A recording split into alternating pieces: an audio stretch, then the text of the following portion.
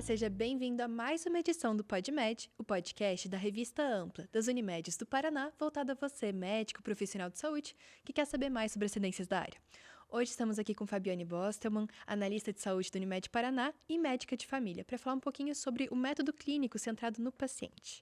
Fabiane, seja muito bem-vinda. Muito obrigada, Nathalie. Estou muito feliz de estar aqui, especialmente com a escolha do tema. É um tema muito querido da medicina de família. Estou muito feliz de poder estar falando um pouquinho mais sobre isso. Então, Fabiane, como que a gente define o método clínico centrado no paciente? O método clínico centrado no paciente é uma técnica de comunicação que a gente pode usar dentro da consulta. Apesar dele, ele vem da medicina baseada no paciente, mas ele pode ser usado em todas as áreas da saúde, né? Ele não é exclusivo da medicina de família, não é exclusivo da medicina, ele é para todos os profissionais de saúde. Ele vem, na verdade, uma oposição ao método clínico centrado na doença, que é o modelo biomédico tradicional, que ainda hoje é muito usado, né? Então, é aquela consulta muito direcionada para o diagnóstico, para o CID, sem considerar a pessoa que está na frente, né?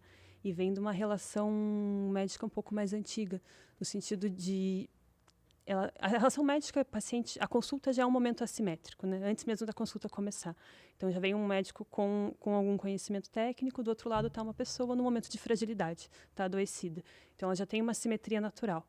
E aí, o modelo mais paternalista, do médico impor as coisas mais impositivo, era o modelo vigente até então, né? O método clínico centrado na pessoa vem com uma tentativa de olhar para essa pessoa mais do que para a doença, para a pessoa que carrega essa doença, não só a doença em si. E a pessoa até acho que participar um pouquinho mais, talvez até desse processo decisório em relação à saúde dela também. Com certeza, né? Isso é um dos componentes do método clínico, né? De você ter a decisão compartilhada, de você informar essa pessoa para que ela consiga fazer parte dessa decisão, né? E a partir do momento que ela faz parte da decisão, ela passa a aderir melhor ao tratamento, a gente tem resultados mais interessantes também. Em decorrência do que ela começou a crescer, assim? Na verdade, assim, a origem, voltar um pouquinho, né, para a origem do método clínico, ele é um conjunto, ele foi um processo de criação, na verdade. Então, ele bebe de várias fontes diferentes, né? Uma das primeiras referências talvez tenha sido Michael Balint, que foi um médico psicanalista húngaro, que estudou muito, né, por trás da relação do médico-paciente, o impacto que isso tem nos resultados em saúde. E Balint estudou muito também a questão de transferência e contra-transferência. Aliás, é fantástico, né? Quem quiser estudar mais sobre Balint já fica a dica aí. Mas, além dele, lá na Universidade de Ontário, no Departamento de Medicina de Família, no Canadá, tinha o chefe do departamento na época, era o Ian McQueen, que foi um dos pais da medicina de família.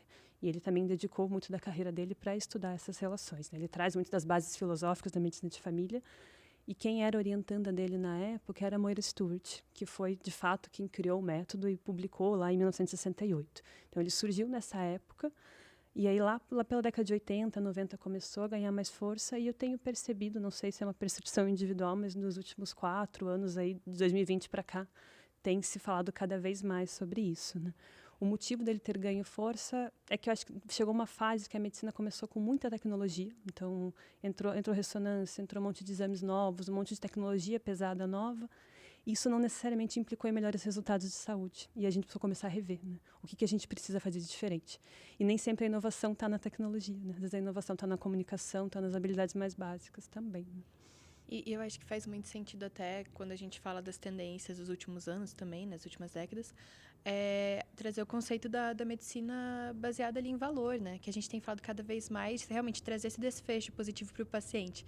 E como você falou, se não é a tecnologia, vamos mudar a comunicação, vamos mudar a base. Até porque acho que já aconteceu com muita gente, comigo já aconteceu, de ir no médico e daí você recebe uma prescrição, mas você fica meio assim, você fica, cara, eu não sei se eu confiei tanto, não sei se isso funciona para mim.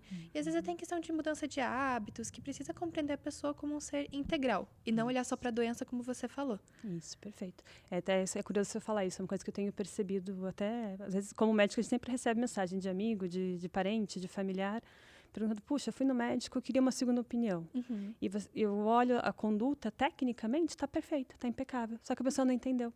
Ela não entendeu por que ela está ali, ela não escolheu esse tratamento, não foi considerado o contexto dela, faltou o método clínico centrado na pessoa. Apesar da conduta estar impecável, é protocolo, né? A conduta é muito técnica e muitas vezes protocolar. Então, condutas impecáveis, mas a pessoa sai da consulta insatisfeita sem compreender o porquê daquilo ali e aí a adesão cai, né? Se você não entendeu o porquê disso, não faz sentido fazer esse tratamento, né?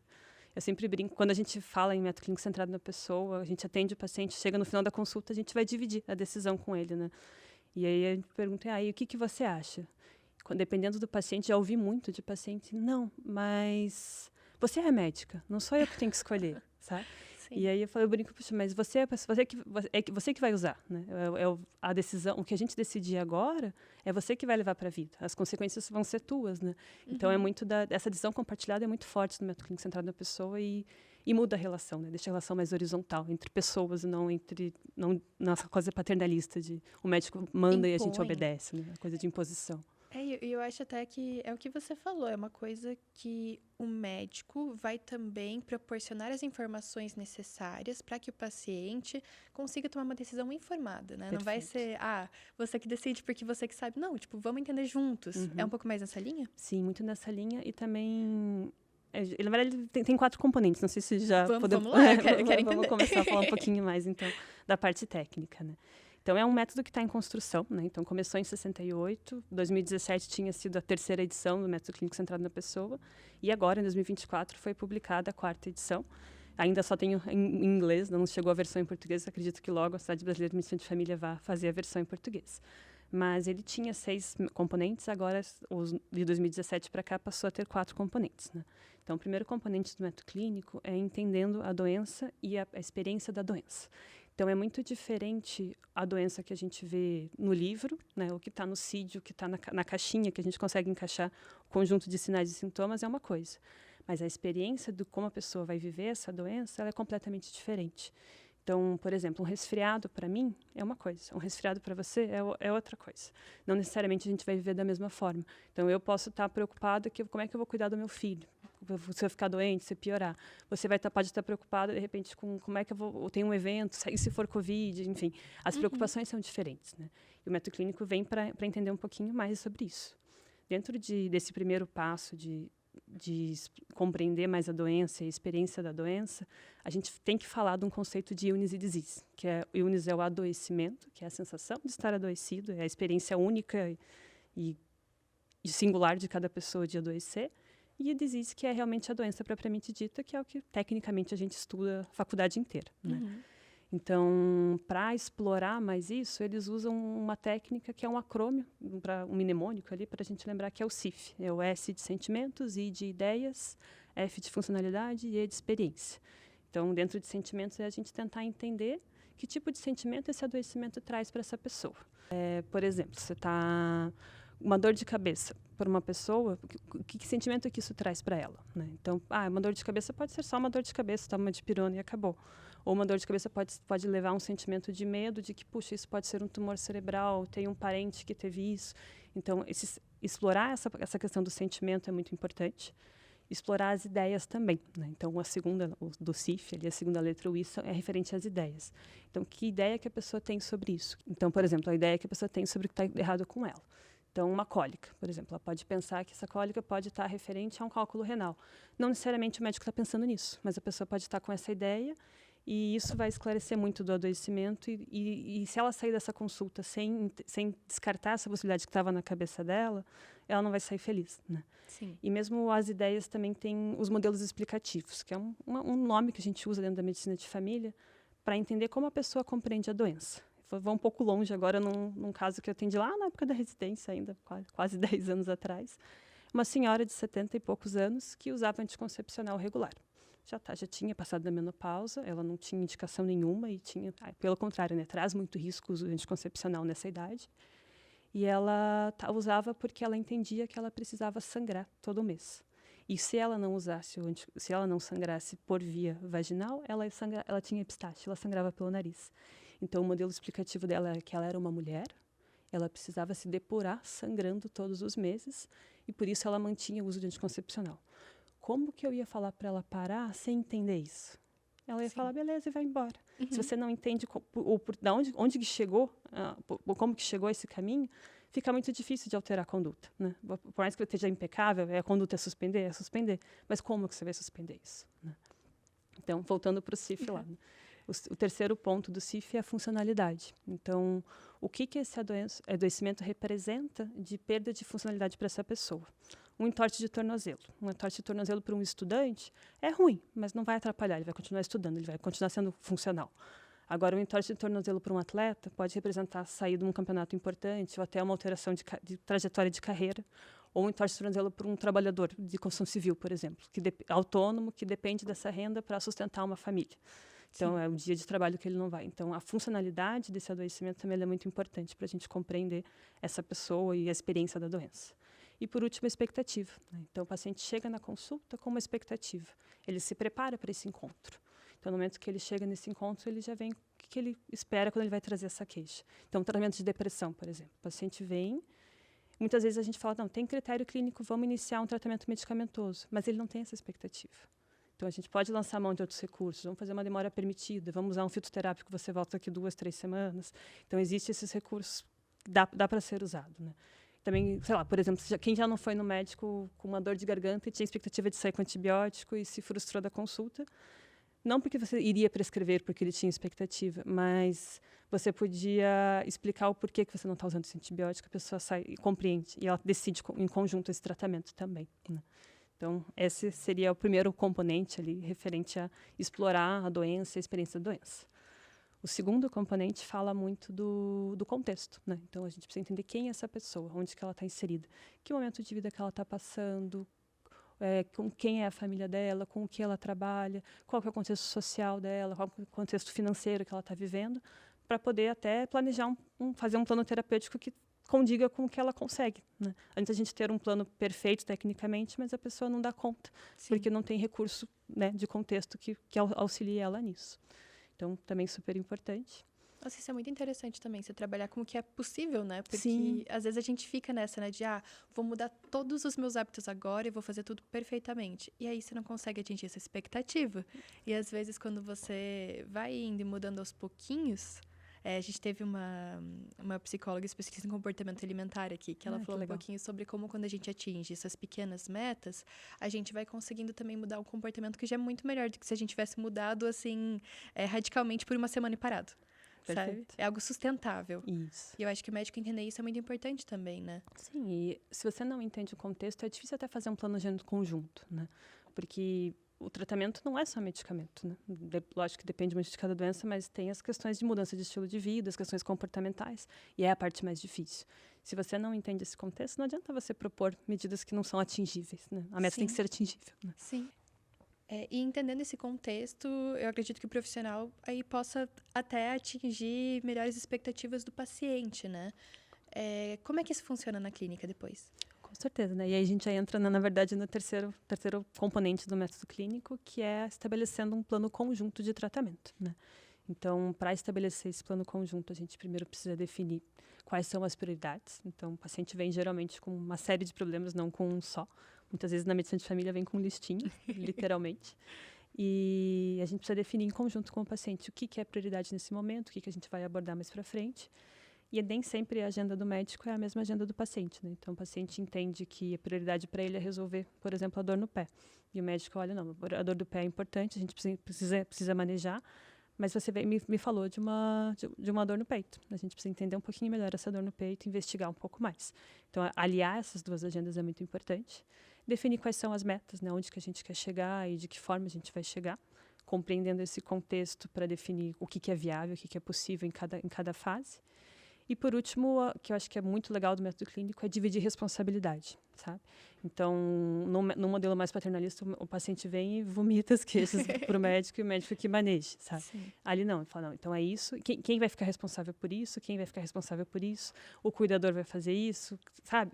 Organizar esse plano de cuidado para que ele esteja mais mastigadinho, para que, de fato, ele flua e tenha mais adesão mesmo, né? Uhum. E eu acho que é até interessante na forma que você fala, né? Você fala bastante, tipo, a gente. E eu acho que essa é uma linguagem que mostra muito isso que você está falando, porque não é aquele modelo paternalista em que o paciente simplesmente recebe as informações e daí tá lá sozinho para seguir ou não, porque talvez ele não esteja tão de acordo, né? você, pelo que você está falando, então é realmente ali dar uma para o paciente e falar, beleza, vamos juntos, sabe? Tipo, vamos tomar essa decisão aqui juntos, informados, para poder seguir o melhor plano para você. Mas parece ter um envolvimento maior, assim, do profissional. Isso, perfeito. E aí entra agora no no quarto componente, que é realmente isso, é fortalecer a relação médico-paciente, né? E esse fortalecimento ele vai vindo ao longo de toda a consulta.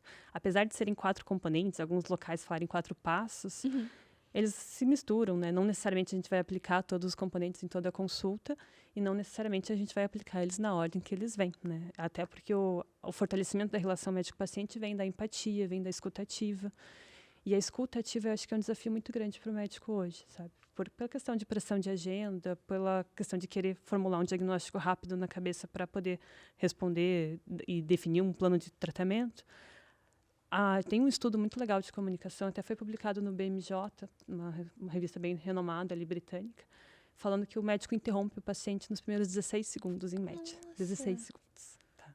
E aí tem outros estudos mostrando que se você deixar no começo da consulta, naquela pergunta aberta que inicia a consulta, ele falar livremente por 2 minutos, ele vai te dar 80% das respostas. Só que a gente interrompe. A pessoa começa a falar, começou quando?